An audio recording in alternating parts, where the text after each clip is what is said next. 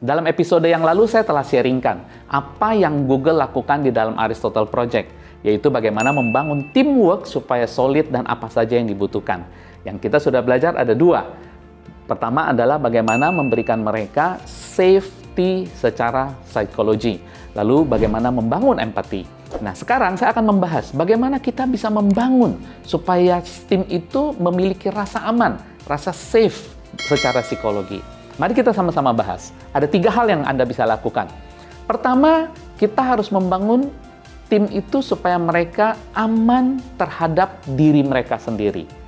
Mereka harus merasa aman bahwa mereka apa adanya, diri mereka ya seperti itu. Bukan soal mereka harus tampil sok jago atau sok pintar, tapi kita harus bisa membangun lingkungan itu supaya mereka bisa tampil apa adanya. Jadi, apa yang harus Anda lakukan? Pertama, hargailah mereka sebagaimana mereka apa adanya. Mungkin mereka kurang pintar di dalam komunikasi. Mungkin mereka jago di dalam berdiplomasi atau berdialog atau berkata-kata, sehingga kadang-kadang kita sulit menghadapi dia. Kita terima mereka apa adanya dan lakukan pendekatan-pendekatan yang lebih baik. Kalau dia pintar ngomong, ya kita dengarkan. Kita tidak usah counter terlalu banyak. Tapi kita sama-sama perhatikan apa saja yang perlu dikoreksi atau yang tidak. Dan kita bisa sama-sama bangun. Jika ada yang susah, bagaimana? Ya kita terima di apa adanya juga. Dia kurang pintar, kita dekati dan kita bisa latih mereka, kita ajar mereka. Oh ternyata ini kurang di sini. Makanya kita sebagai owner atau sebagai pemimpin perusahaan, Anda harus pintar-pintar melihat setiap orang dan hargai mereka. Jadi Anda harus punya skill tahu bagaimana mengenali setiap orang dan potensi mereka. Lalu Anda harus hargai mereka. Lalu berikutnya, Anda harus menciptakan satu lingkungan yang fair. Anda harus adil terhadap setiap tim member Anda.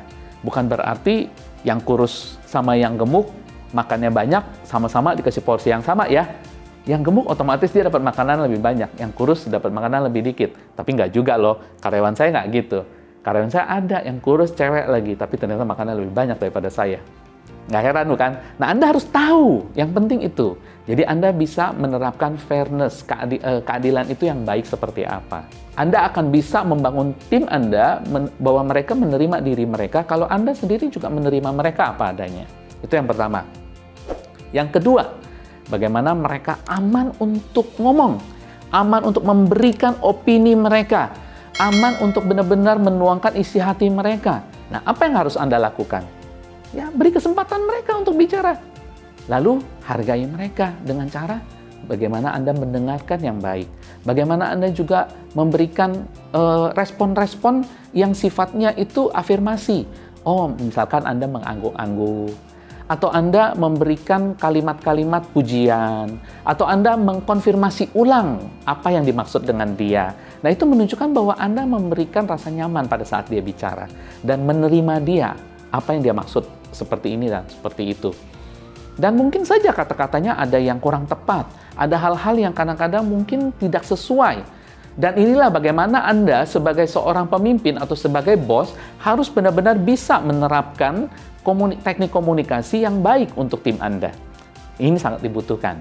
Yang ketiga, Anda harus membangun rasa aman untuk mereka kalau mereka berbuat salah.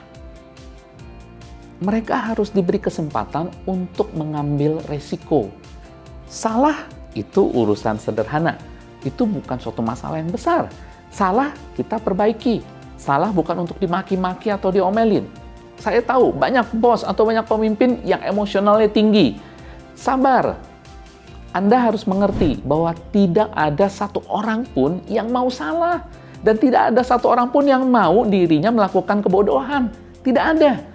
Mereka melakukan kesalahan yang mungkin saja banyak hal yang terjadi. Mari kita cari tahu sebagai pemimpin atau sebagai owner.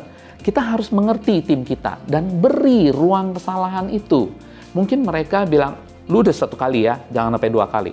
Udah 2 kali nih ya, gua kasih lu kesempatan satu lagi, ketiga kali. Kita seperti itu biasanya ya. Tapi saya usul, kalau Anda benar-benar ingin membangun tim Anda dengan solid, mungkin Anda harus memberikan ruang yang lebih besar lagi untuk kesalahan mereka. Dan saya percaya, setiap orang yang melakukan kesalahan, jika Anda mendorong mereka, mengencourage mereka, menerima mereka, mereka pasti akan lebih baik. Di sisi lain, coba Anda pikirkan, jika dia sudah salah, Anda marah-marahin terus. Saya percaya, dia juga akan tidak nyaman dan merasa, aduh gimana ya, serba salah. Lalu dia akan melakukan kesalahan lagi, dan melakukan kesalahan lagi. Toh, kontraproduktif bukan? Oleh karena itu, Anda harus belajar bagaimana untuk menerapkan, mengencourage mereka-mereka yang melakukan kesalahan. Ya, beri ruang kesalahan dan tetap bantu mereka, dorong mereka, ajar mereka jika dibutuhkan. Dan 3 hal ini, ingat baik-baik. Bagaimana membangun rasa aman untuk mereka bisa menerima atau mengaktualisasikan diri mereka. Itu yang pertama. Yang kedua, berikan rasa aman untuk mereka bicara, kemukakan opini mereka, kemukakan pendapat mereka. Karena ini banyak sekali kebaikan-kebaikan yang Anda tidak sadar, itu akan membantu perusahaan Anda. Karena mereka yang tahu di bidang mereka. Mereka yang tahu apa yang terjadi di tugas mereka. Kita kadang-kadang cuma helikopter view, melihat secara garis besar, tapi dia secara detail, secara terperinci. Dan kita bisa sangat terbantu oleh mereka.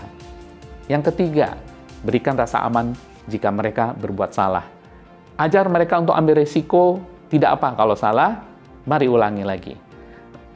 Melalui 3 tips ini, saya sangat berharap Anda bisa membangun tim Anda supaya mereka memiliki rasa aman, dan pada saat ada rasa aman, mereka bisa mengaktualisasikan diri mereka, mereka bisa meningkatkan potensi mereka untuk tim Anda juga, untuk perusahaan Anda juga, dan Anda akan bangga bahwa saya memiliki teamwork yang luar biasa.